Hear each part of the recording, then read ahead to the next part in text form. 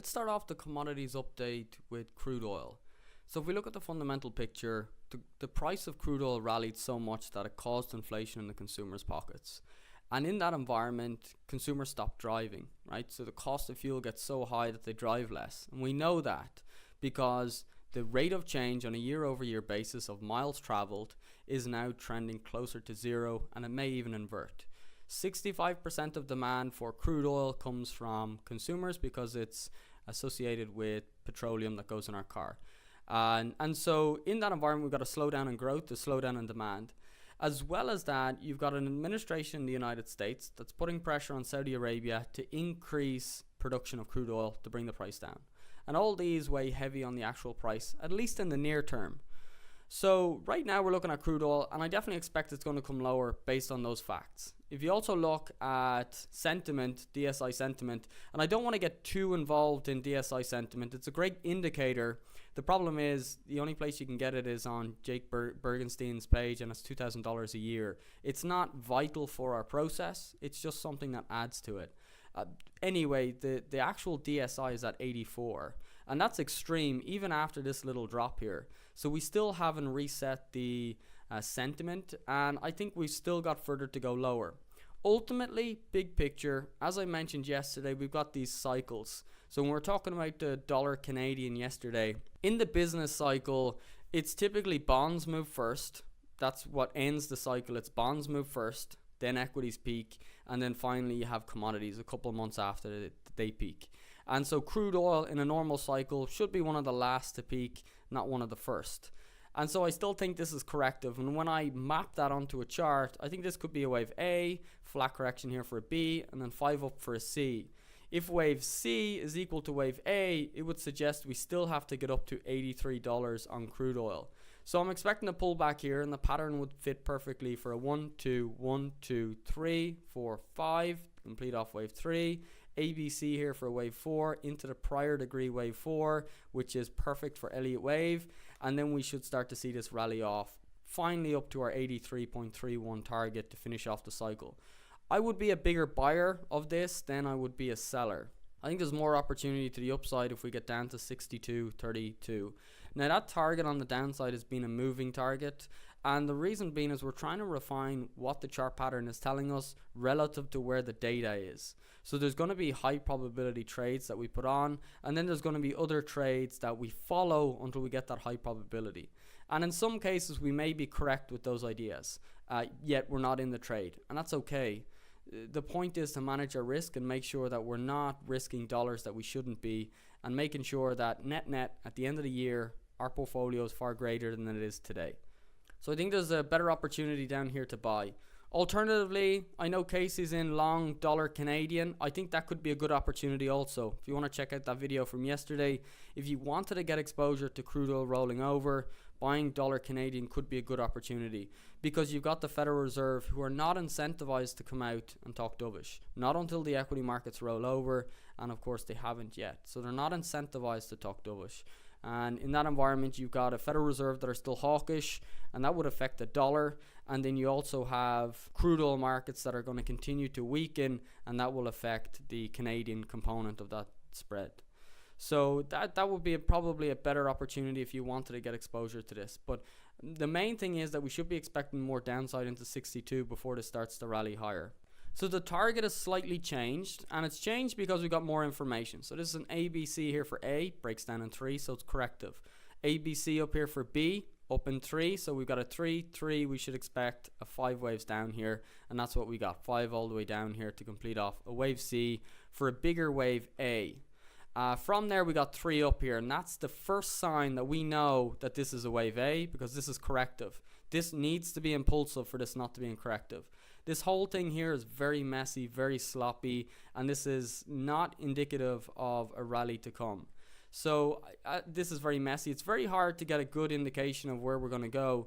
If this is the absolute peak right now for this B wave, we would expect that wave C is equal to wave A, and then that's where that refined target comes in, 10.83% below this high here, in at 62.32. So that's where we're looking for a buyable low, and provided everything stacks up and we start to see demand increase and The Federal Reserve hiking cycle will be now well and truly in the rearview mirror, or on its way to, provided the equity markets are breaking down. And in that environment, you want to buy crude oil because you're going to see that convergent monetary policy for real. So right now, near term, a little bit of confusion. This is very sloppy. There's no clear-cut selling opportunity here. I couldn't give a refined target to say where to sell and price targets on it. So I'm not going to do that. I'm going to sit tight and see what happens. As I said yesterday, dollar Canadian might be a better opportunity to take advantage of that. So moving on to copper, and what's the driving catalyst to bring copper higher? So there's a couple of different things. The demand components coming from electric vehicles. Electric vehicles need a massive amount of copper to function. They need that conductive metal in it, and copper is the choice. And if you look at the industry itself, the whole industry is scrambling to get an electric vehicle concept to compete with Tesla.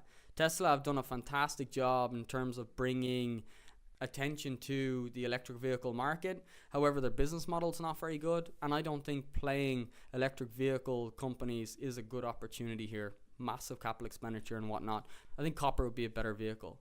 So looking at this big picture from 2016, you got a new demand component. We were in a bear market. The cure for low prices is low prices. And what I mean by that is when prices go so low that the cost of production is lower than the cost of selling the metal itself, production stops, right? So you got a supply shock. And while prices are so low, consumers start to buy more. So you got demand increasing, at the same time you got production slowing down, and that's what starts a new bull market. So it's always the same. The cure for low prices is low prices. And so we had that environment here, and we built out a low here, wave 1, 2, 5 waves up here for a wave 3. We had this big aggressive pullback here for a wave 4, but I think the pullback is now finished. What we've seen is ABC, ABC, and then 5 impulsive waves down here for a C. So this is sort of like a flat correction. However, C is rather deep. Given that this 5th wave was very strong, this is still very much fitting. Now, if you guys have been following me on TradingView, this was one that I had gotten long. I'd made 3% in. I expected this to be the move up to 350 and it would end off. When it started to turn around, there was amber warning signs, and then finally we just closed out the position, made 3%. It collapsed from there, so managing risk is very important. Right now we got the 5 waves down and we should be considering buying this. So let's zoom into the 1 hour and see where we're at from that little bounce off the low. We always look for, on lower time frames, an impulsive move, and an impulsive move, I'm sure you guys know by now, is 5 waves up. So we got 1, 2, this is all of wave 3. We've got an ABC here for a flat correction. We need that final 5th wave up to complete wave 1. And so how I'm measuring that is using that fib tool again. So 50% of this move, that will give us a target of 2.873. From there, you would expect a 61.8% Fibonacci retracement back down into 2.75. This is where you should consider buying at some point in the future. We've got a high probability that it's going to move higher based on 5 waves up here, 3 wave pullback. It's into the 61.8% Fibonacci, and we know that the broader market has increased demand because of electric vehicles, and as well as that, back in 2016, the capital expenditure cuts has made this a very, very lucrative market because there's no capital being spent.